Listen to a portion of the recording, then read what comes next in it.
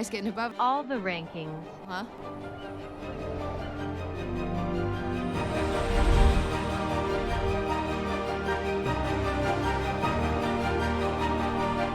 You've probably heard it before, and if you've watched this show yourself, you've probably said it yourself, but I'm gonna say it again, and I don't say this lightly. Arcane is easily a masterpiece. As for context with where I was before watching this series, I went in knowing nothing about League of Legends. I'd seen some of the League of Legends cinematics in the past, but that was a while ago and I'd forgotten about them. So going in, I was actually a little bit hesitant, thinking it'd just be another bad video game adaptation. That feeling didn't last long though. After the first frame hit the screen,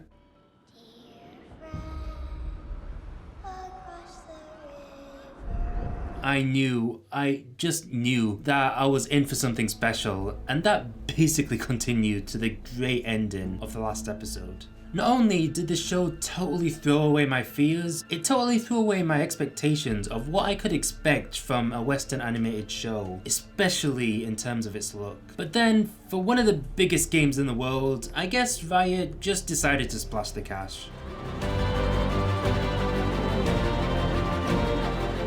From beginning to end, the series looks incredible. For the first few episodes, my brain just wasn't registering that this was a Western show, because I've kind of grown to expect the more visually detailed shows to be Japanese. But yeah, everything is just done so well visually. I know art is subjective, but I mean even from a technical standpoint, it's one thing to maintain this level of detail, fluidity of animation and everything else for a 1.5 to 2 hour film with Spider-Verse or Claws for example, but to maintain this level of quality for around 6 hours is unheard of. I thought the virtual camera work was consistently great, the character animation is just brilliant, the action scenes are always very impactful, the lighting was very well done, and of course the brilliant environments. I mean, just look at them. The only thing I really had an issue with visually was when they went a bit overboard with some of the glitches that came along with Jinx, although I do like the thing that they did with drawing faces with line art and all of that. But visually there are so many standout scenes in this series that just look incredible. That explosion scene at the end of episode 3 is just a triumph for so many reasons. Also yes, I do prefer it to the bridge scene, even though I do think that that scene looks amazing too. Like, I have nothing against other animated shows. I know how painstakingly hard they are to make.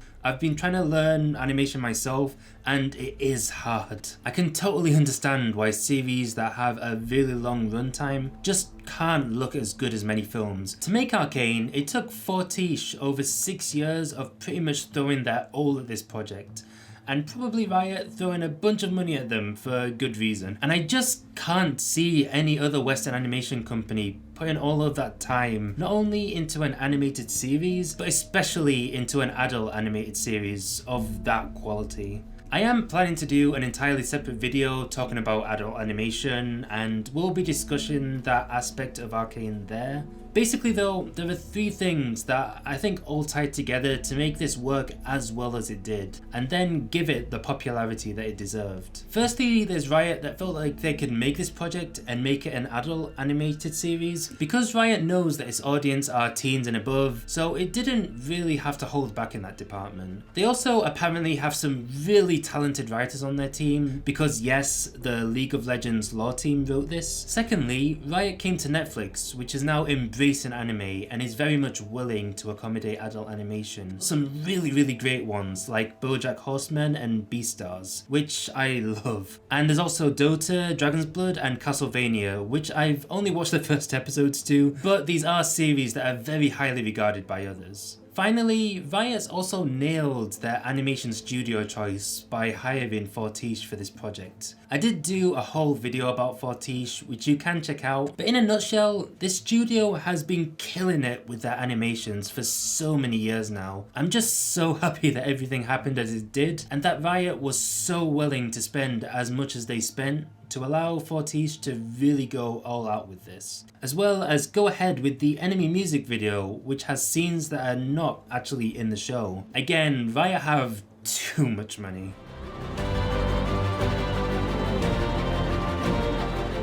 I won't get into spoilers in this video because I don't want to do that to you, especially since a lot of non-League of Legends players are watching this, and you probably should watch Arcane too, even if you have never played it. And actually saying that, I'd argue that the show is even better if you don't know the game, because you won't see the twists coming with the characters. In fact, some of the voice actors, such as Ella Punnell for Jinx and Harry Lloyd for Vector, had never even played the game themselves before acting their parts. And the whole thing of not having to know about the game to be involved in this project, I think is a huge benefit for it. Because while yes, it takes place in the League of Legends world and is using the League of Legends characters, it doesn't feel like a video game series, and instead feels like a general fantasy film. If you took the League of Legends branding away from this and let me watch through all of this, I literally would have had no idea that it was based on League of Legends. And that is a very good thing, I think. I really do think that this series nailed the balance between pleasing fans while also not alienating people who haven't played or watched the game before. But yeah, to summarize the story at a surface level, this is a story of two different metaphorical worlds in conflict. An oppressed group and a richer group, and it's the clashing of the two sides and how it plays out that makes for the show. But that's nowhere near all that this show has to offer. On top of that, it's also one of siblinghood, fatherhood, loss, war, the effects of a fascist system and how people choose to deal with said system, and so much more. There are some of these things that have been done in other films and TV shows, but there's not many that do it with this series' spot on pacing. Somehow, even given the length of these episodes, no part felt like it should be cut. Yes, there were some episodes that are slower than others, and I do fully understand that the visuals will also be part of what is grabbing my attention, but I will say though that even with the slower episodes, I do feel like they're all important for building this world and the characters that live in it, and to me at least, none of it really felt like filler at all.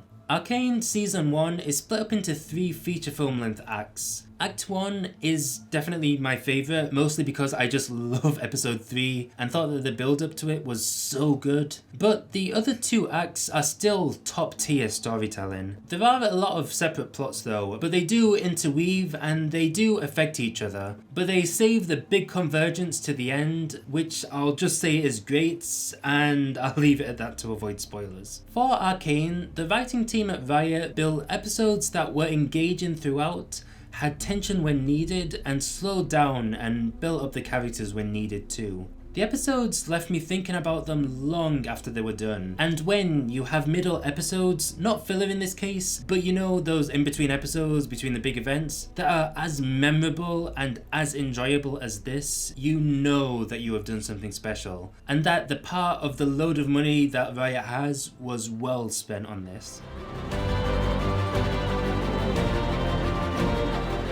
To me, one of the most important aspects of a story are the characters. Yes, plot is good for throwing obstacles in the characters' way that allow them to grow, and obviously it gives them something to do too, but for me, having a connection to the characters is incredibly important. It may not be that way for everyone, but speaking as someone who has Wolf Children, which is a very plot-light, character-focused film, in their top 4 films, I would take good characters over a good, or really any plot, any day. I don't necessarily have to align with the characters' ambitions, agree with their worldview, or if done right, even think that they're handling a situation in a way that aligns with my morals, but I do need to be able to put myself in those characters' shoes and see why they do what they do. I don't always root for them, and yes, I was one of those people that enjoyed Joker, but spending that time with them has to be impactful, meaningful, and memorable. While this show has a very solid plot, Riot rightfully focuses a lot of Arcane's time on character building and relies on Fortiche to do some stellar yet subtle character movements through actions, not words. As I mentioned before, these episodes have a long runtime, and I do feel like that runtime is used up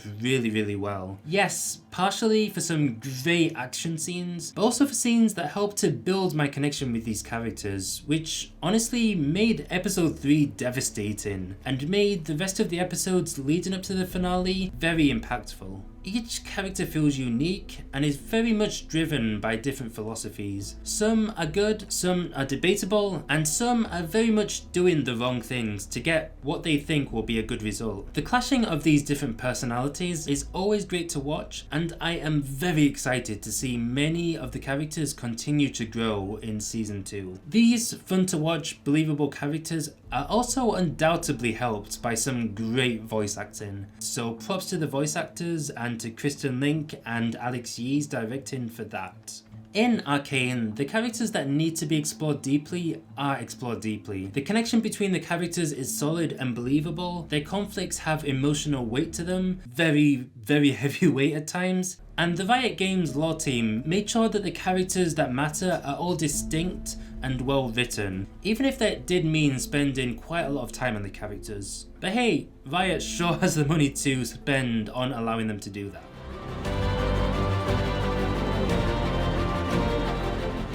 The songs in this series are great. Some songs are better than others, but they basically range from okay to I cannot stop listening to this. For the first episode, just as I was starting to cope with what I was seeing in that first episode, we get this scene where the main characters go down to Zone and the song Playground starts playing and I basically die all over again. That was such a great moment watching this through the first time, and overall I think the placement of the music is spot on in this series. It's not too regular that it loses its impact, so when it does hit, it hits really hard and in the perfect spot, but there's also a good amount of music in there. There is one spot with Enemy though that yes, fit what was happening, but by that time I had heard it so many times that it just fell out of place, even if it wasn't. Other than that though, the soundtrack is pretty great. The score is also really good and impactful too when it needs to be, and the sound effects are great too. Nothing audio wise really sticks out for the wrong reasons other than that placement of Enemy. But yeah, talking about the audio for Arcane, I actually want to make a video recommendation.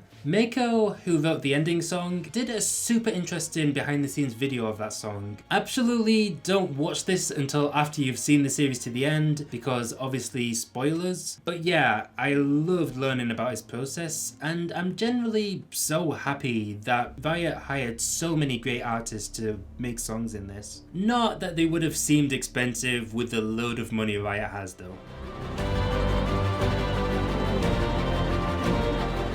This sure was a mammoth project that I still kind of haven't got my head around. I knew animation was starting to get there with Western audiences and animation studios, with Spider-Verse and Mitchell's vs. the Machines, Luca and the likes. I also knew that there was some great adult animation Western series that were brilliantly written while being visually less impressive.